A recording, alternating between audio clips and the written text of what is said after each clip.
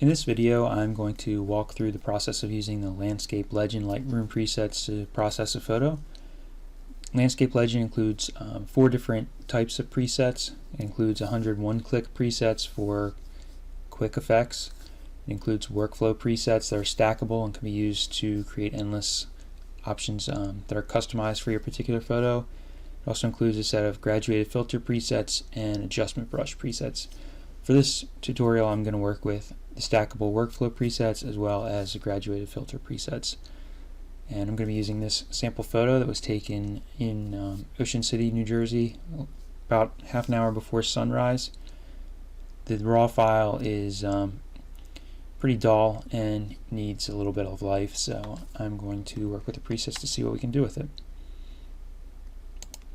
So if you open up Landscape Legend workflow presets, you'll see they're broken down into different sections.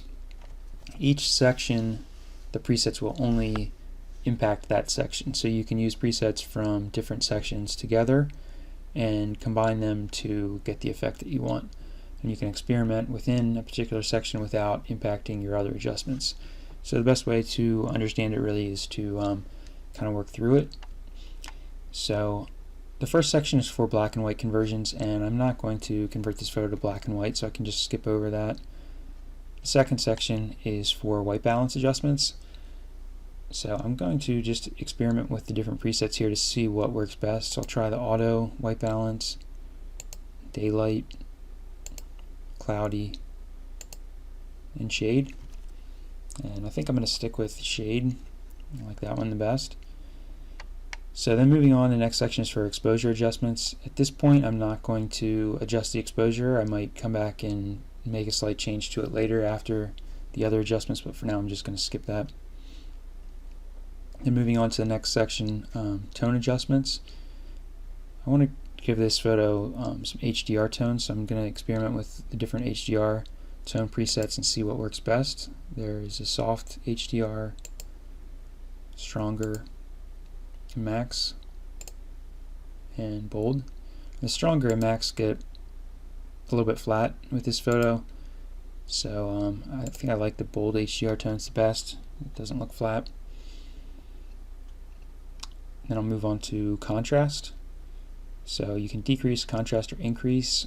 I'm going to give it a little bit of a contrast boost, but I don't want to do anything too strong, so I'm just going to try these different presets and see what I like best. I think I'm going to go with the low contrast boost. Gives it a little bit of a boost, but not too much. Then we'll move on to clarity adjustments. These clarity boosts will give it the appearance of a sharper look. So again, I'm going to experiment and just see what looks best.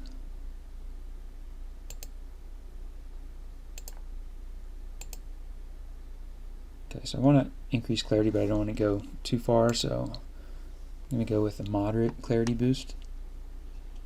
And then we'll move on to vibrance and saturation. You can desaturate or add vibrance and saturation. This photo really doesn't have many colors in it, so I'm really going to be more aggressive with the vibrance and saturation boost. In most cases, with most photos, I usually stick with the minimal boost or a moderate boost at the strongest, but in this case, probably going to want a stronger boost since there really aren't many colors here.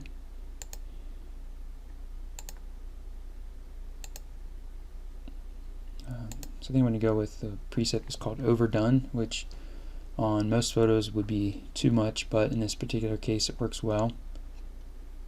Then there are several different curves adjustments for the next section. I'm not going to use any of the curves adjustments here, but there are options for adding contrast, adding matte effects, haze, brightening, cross-processed effects, vintage effects. There's a lot of different options there. The next section I'm also going to skip for now, color adjustments. These are helpful when you want to boost a blue sky. There's a few different strengths there. Some other options for boosting greens, like if your shot is a field or a lot of trees and you want to bring out the greens. Then there are options to boost both blues and greens at the same time. Then there are options for autumn colors plus blue, autumn colors plus green. So there's a lot of different options there. nothing that I'm going to use with this photo. Split toning, I'm going to try to warm it up a little bit.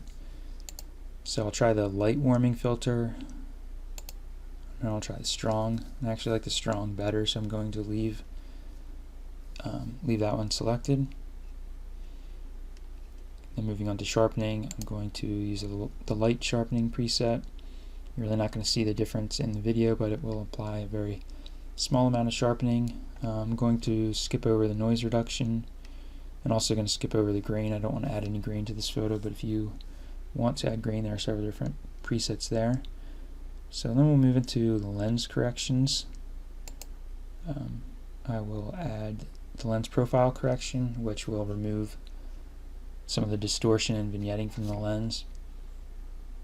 And then I'm also going to click on the remove chromatic aberration. I don't think this photo really has issues with chromatic aberration, but it doesn't hurt anything to select that, so I typically do. Then for the vignette, I'm going to just try these different ones and see if anything looks good with the photo. So I think I want to add a very small vignette, so I'm going to go with minimal. And so that concludes the work with the workflow presets. So at this point you can see before and the after, but we're not done yet. I'm going to move on and use some of the graduated filter presets to work with the sky.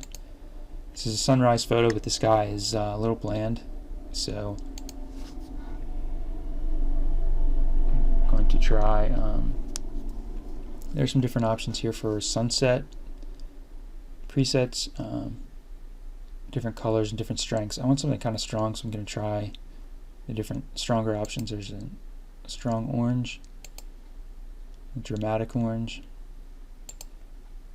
a strong purple, a dramatic purple,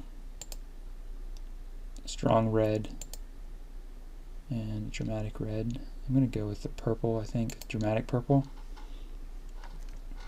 Okay, and now I also want to darken the sky a little bit. So what I'm going to do is select the graduated filter, and I'm going to have to add it manually. These graduated filter presets will add one graduated filter at a time. You can't add multiple graduated filters that way. If you want to add multiple ones, you'll have to come over here to the graduated filter tool, click on new, and then I'll drag down to apply it to the photo. Try to line it up with the horizon. So right now this is applying a second purple sunset graduated filter, which I don't want to do. I want to change it. So with that filter selected, I'm going to go over to the drop down and select the half stop graduated filter, and that will darken the sky a little bit. I want to go back over and select the purple sunrise filter and line that up a little bit. And after I darken the sky, I think that the purple effect looks a little strong, so I'm going to go over here and reduce the contrast a little bit. It's set to 60. I'm going to drop it down to 40. I think that gives me the look that I want. So that completes the work on the photo. Here you can see the after version, and here's the before. So we went from this to this in just a few minutes pretty easily. You can see how the workflow presets and the graduated filter presets work, and you can do it pretty quickly once you get used to the presets, and do it much quicker than I did here talking through the different steps. Thank you for watching.